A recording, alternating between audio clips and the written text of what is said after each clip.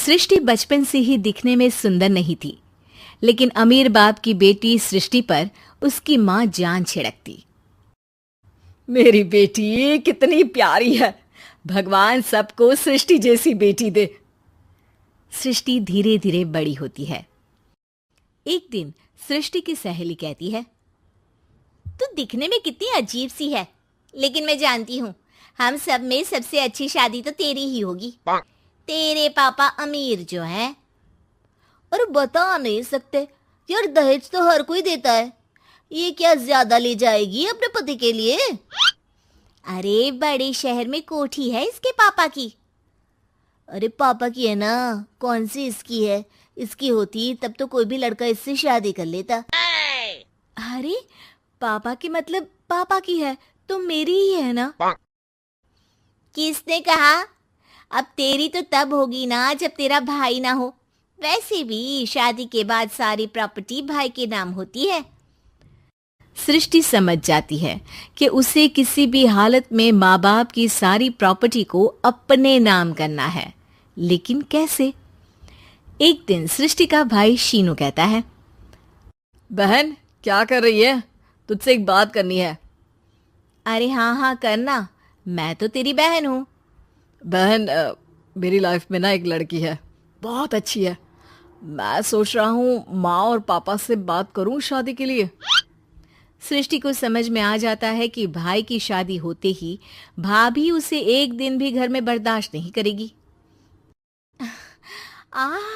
क्या बात है भाई, बताना कौन है वो? यार वो बहुत अच्छी लड़की है, पढ़ी लिखी है, मेरे साथ जॉब भी करती है। बस एक प्रॉब्लम है। प्रॉब्लम? क्या प्रॉब्लम है भाई? यार वो शादीशुदा है, लेकिन उसके पति ने उसे सिर्फ इसलिए छोड़ दिया क्योंकि उसके माँ बाप दहेज नहीं दे पाए।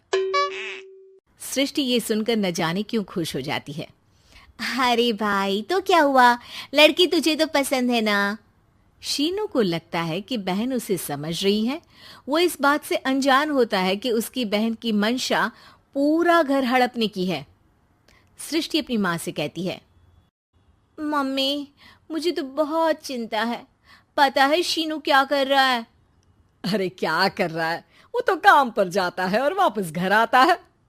नहीं ना माँ, वो यही तो नहीं कर रहा, बाकी सब कर रहा है। आपको पता है उससे प्यार है, और वो भी एक शादीशुदा लड़की से। ये क्या हो गया? मैं सोसाइटी में क्या मुंह दिखाऊंगी? अरे तेरे पापा तो यही कहेंगे कि मैंने ही उसे बिगाड़ दिया है। माँ देखो, मेरी बात मानो, पापा पर भी विश्वास करने की जरूरत नहीं है। अब आप ही बताओ, पापा इतनी देर घर के बाहर रहते हैं क्यों? बोलो। अरे बेटा वो तो नौकरी करते हैं ना। तू बहुत भोली है माँ। पापा का ऑफिस तो 7 बजे खत्म हो जाता है, लेकिन देखो कितनी देर से आते हैं।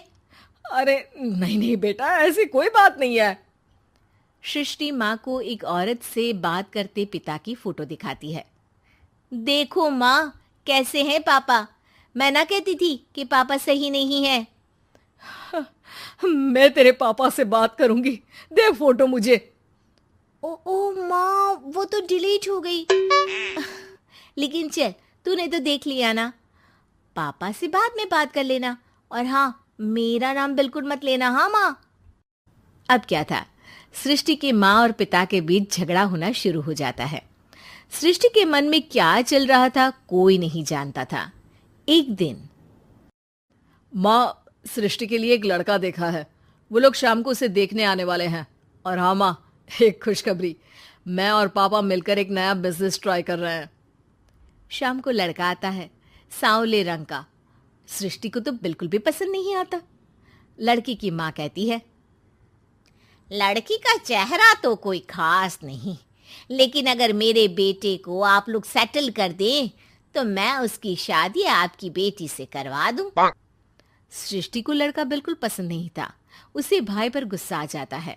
लड़के वालों के जाने के बाद कहती है, माँ देखा, शीनू मेरे लिए कैसा लड़का लेकर आया। न दिखाने लायक न सुनने लायक, सेटल भी नहीं, वो भी हम करे। अरे माँ, मैं जानती हूँ ये मेरी शादी किसी भी घर में क्यों करवाना चाहता है। अरे कैसी बात कर रही है बहन? तूने तो देखा ना, लड़के को मैंने ही मना कर दिया तुझसे शादी के लिए। जिसने लड़का बताया था उसने उसकी बहुत तारीफ की थी। बात आई गई हो जाती है, लेकिन सृष्टि का मन शांत नहीं होता। क्या करूं, कुछ समझ में नहीं आ रहा। मेरी शादी हो गई तो ये लोग पूरी प्रॉपर्टी शीनू के नाम कर देंगे, मेरे हाथ तो कुछ लगेगा ही नहीं। तभी सृष्टि को आइडिया आता है। वो किसी वकील को फोन करती है। जी देखिए, अगर आपके मम्मी पापा का तलाक हो जाता है तो आपके पिता की आधी प्रॉपर्टी आपकी माँ के नाम हो जाएगी, फिर उसे वो किसी को भी दे सकती है। सृष्टि अब माँ को बेटे के खिलाफ भरती है। माँ, शीनू पर नजर रखा करो, वो जिस लड़की के प्यार में है ना वो शादीशुदा है। यहाँ आएगी, सारा पैसा रुपया जमीन जायदाद सब हड़प लेगी। पापा का भी हाल तुमसे छुपा नहीं है। ऐसा ना हो कि मैं और आप एक दिन सड़क पर भीख मांगे। हे भगवान, मैं तो जीते जी मर जाऊंगी अगर ऐसा हो गया तो। ऐसा हो गया नहीं माँ, ऐसा ही होगा।